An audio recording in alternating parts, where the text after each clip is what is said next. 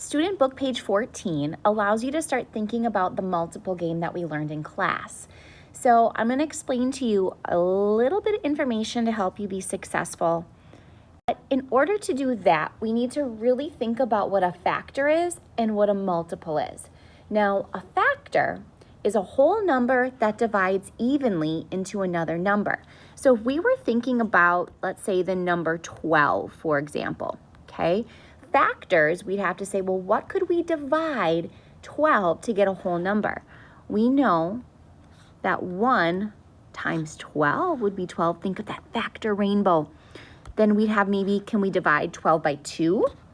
We can. 12 and 6 give us, 2 and 6 give us 12.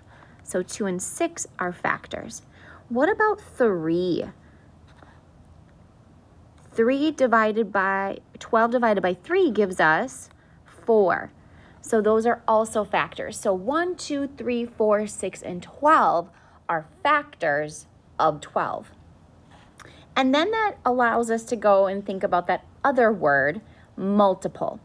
So a multiple is different than a factor because a multiple is a number that's a product of a whole number and another number, okay? So we learned earlier that a factor times a factor gives us a product.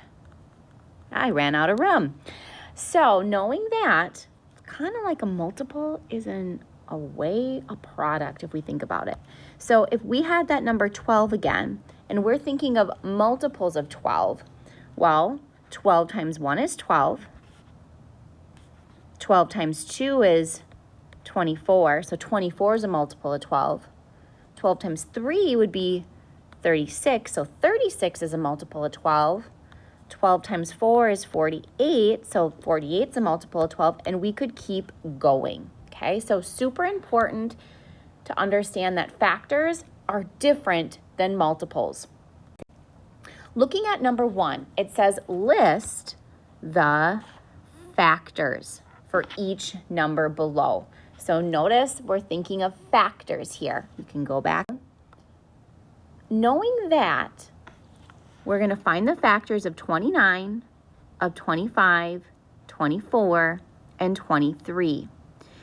After we list those factors, and you can do it just like I did on the previous slide, we're going to write P next to the numbers that are prime and C next to the numbers that are composite.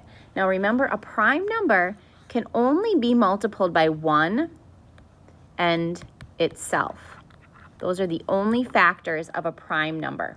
But a composite number has factors that are more than 1 times itself. There's many factors, or more than 2, right? So that's how we're going to do number 1, thinking about factors. Number 2 says, which of the above numbers would you choose if you were going first in the multiple game? So those are the numbers from problem 1. And then why? Number 3, in the multiple game, when would it be a good time to choose the number 30? Ask yourself, is 30 prime or composite? That might help you out.